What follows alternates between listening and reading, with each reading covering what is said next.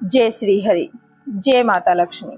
नमस्कार प्यारे भक्तों और सभी भाई बहनों, आप सभी का हार्दिक स्वागत है आपके अपने चैनल पर। इस चैनल पर आपको देवी देवताओं की पौराणिक कथाएं, व्रत त्योहारों की महिमा और भक्ति से जुड़ी अनेक सुंदर वीडियो देखने को मिलती हैं। अगर आप भी भगवान की कथाओं और भक्ति से प्रेम करते हैं तो इस भक्ति परिवार से जुड़ने के लिए चैनल को सब्सक्राइब जरूर कर लें।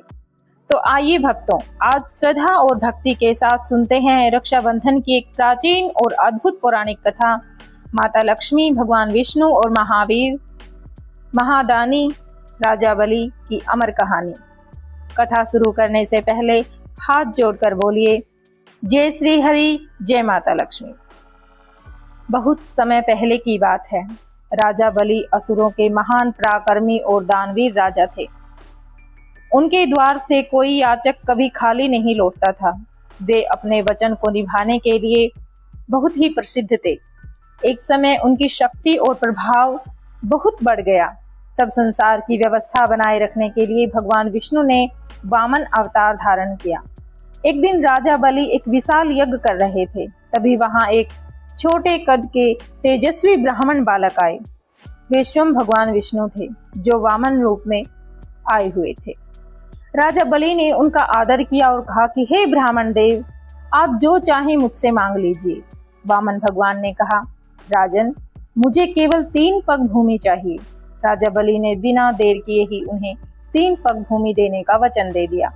जैसे ही दान का संकल्प हुआ, भगवान वामन ने अपना विराट रूप धारण कर लिया। एक पल में उन्होंने धरती और आकाश को नाप लिया और दूसरे पग में समस्त दिशाओं और लोकों को भर दिया। अब तीसरे पग के लिए कोई स्थान शेष ही नहीं था। भगवान ने राजा बलि से पूछा, राजन, अब मेरा तीसरा पग कहाँ रखा जाए? राजा बलि ने सिर झुका दिया और कहा, हे प्रभु, अब मेरे पास देने के लिए कुछ भी नहीं बचा। आप अपना तीसरा चरण मेरे सिर पर रख दीजिए। राजा बलि की भक्ति, त्याग और वचन की दृढ़ता देखकर भगवान विष्णु बहुत ज्यादा प्रसन्न हुए। भगवान विष्णु ने कहा, राजन, मैं तुम्हारी भक्ति से बहुत ही प्रसन्न हूँ। मांगो, तुम्हें क्या वर चाहिए? राजा बलि ने हाथ जोड़कर कहा कि हे प्रभु, यदि आप मुझसे प्रसन्न हैं तो केवल मुझे इतना वरदान दीजिए कि आप मेरे साथ रहें और मुझे सदा आपके दर्शन होते रहें। भगवान विष्णु ने अपने भक्त को वचन दे दिया और राजा बलि के साथ रहने लगे। उधर वैकुंठ में माता लक्ष्मी को अपने प्रिय भगवान विष्णु के बिना व्याकुलता होने लगी। तब माता लक्ष्मी ने अपने प्रभु को वापस लाने के लिए एक सुंदर उपाय सोचा। माता लक्ष्मी साधारण स्त्री का रूप धारण करके राजा बलि के पास पहुंची। राजा बलि ने उन्हें देखकर पूछा, बहन, तुम इतनी दुखी क्यों हो? माता लक्ष्मी ने कहा, मेरा कोई भाई नहीं है, इसीलिए मैं स्वयं को बहुत अकेला महसूस करती हूँ। राजा बलि का हृदय प्रेम से भर गया। उन्होंने कहा, आज से तुम मेरी बहन हो। मैं तुम्हें अपनी बहन मानता हूँ।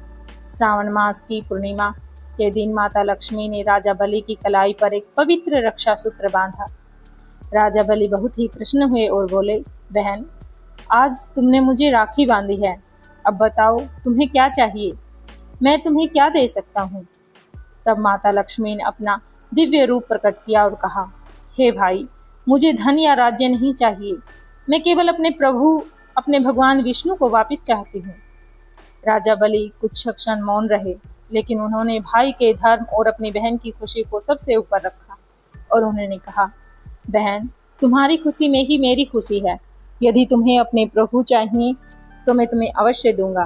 राजा बलि के त्याग, प्रेम को देखकर भगवान विष्णु और माता लक्ष्मी दोनों ही प्रसन्न हुए। भक्तों, यही कारण है कि रक्षाबंधन केवल एक धागे का पर्व नहीं है। यह प्रेम, विश्वास, त्याग और जीवन भर साथ निभाने का वचन पवित्र पर्व है।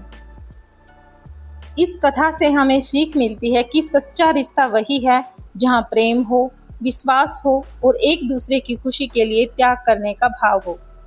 तो भक्तों, आपको माता लक्ष्मी और राजा बलि की यह पवित्र रक्षाबंधन कथा कैसी लगी?